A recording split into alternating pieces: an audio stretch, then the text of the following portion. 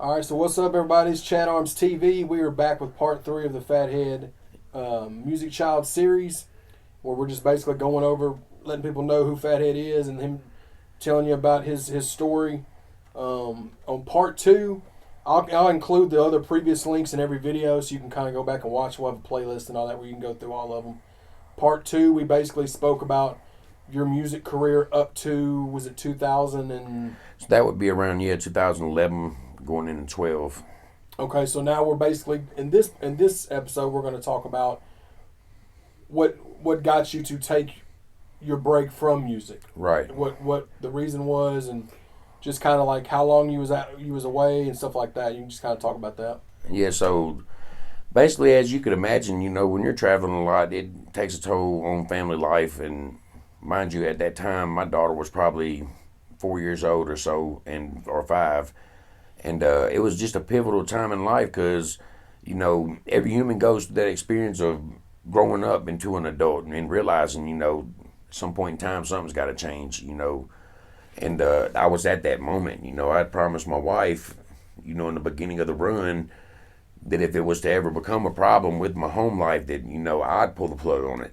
You know what I'm saying? Just because coming from where I'm come from, having a wife and a child and, something to live for, not many people get that opportunity, or at least if they did, they don't take it to heart like they should, But that's also due to what you went through growing up. Right.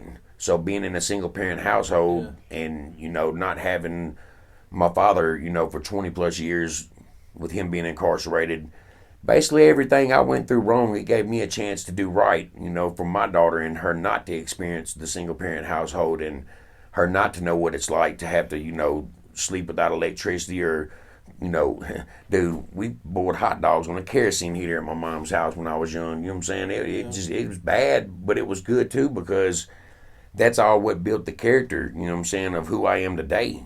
And you said you was talking about, what was you saying when you was talking about when you was going to school? And you was having to yeah, so like at that point in time, when I was a kid, I say about 12 years old, I lived on the streets because my mom, she got diagnosed with HIV in probably 98, and she went full blown probably 2000, a couple years later.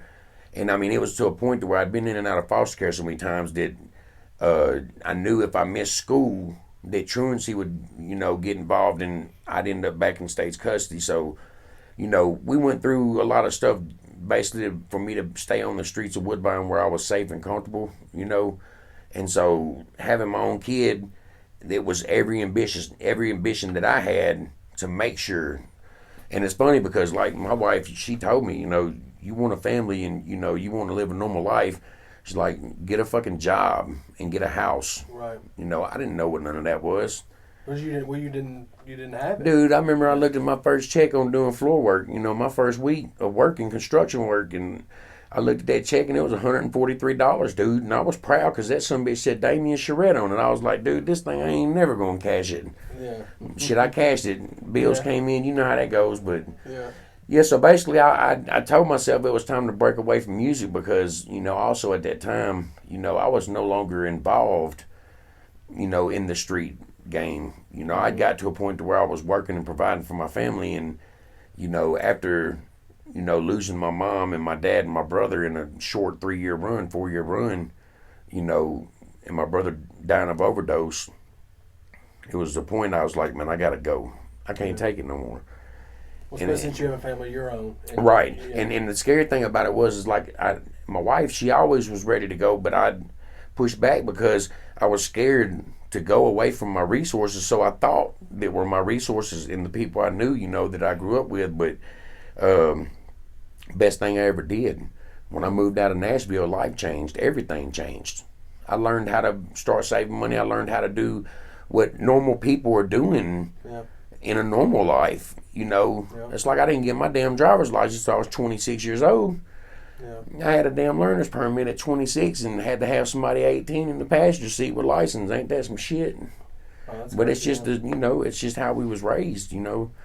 So with my family, I wasn't going to have no mishaps like that. I would, plus I've got a wife that, she's the backbone of everything, especially dealing with the crazy shit I've been involved with. she like caught lightning on a chain, you know what I'm saying? So, but yeah, just, you know, through that, I was able to live a normal life and a simple living. And so I pinned my ears back in construction work and, you know, accepted that humble check, living week to week, you know what I'm saying, saving up what we could. And, you know, everything started falling into place in life because I was no longer attached to the streets. No shit, man. I still sleep on the couch sometimes, you know what I'm saying, because I have that mentality of just sleeping by the front door of somebody else's house, you know what I'm saying? Yeah.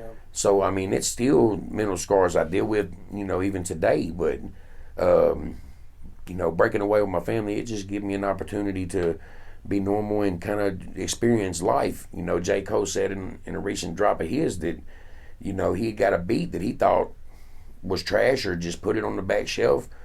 And he explained how he wouldn't live 8 years of life and realized that that was a beat that he could tell a story on. Yeah. And it's the same difference here, you know what I'm saying? I was able to go experience life, you know, that way. As I made my first solo album, you know, that's the crazy part. Although the networking I done in music in general, never once did I put out a solo project. You know, it was never once just about me. It was about my hood. It was about, you know, everything. And most of it was lies. Right. Crazy part. Yeah. But yeah, so just moving away, I was able to gain life experience, and it kind of prepped the course for what was to come. So, and it was what I was thinking was music. You know, I'm thinking I'm gonna ride the sunset in the music, and then, you know, God had different plans. As I sit back and, you know, I'm humbled and I'm thinking I've got life by the balls, and, you know, everything's on the up and up. God set me down. He said, "No, you ain't ready." You know, and I had a terrible accident and almost died. You know,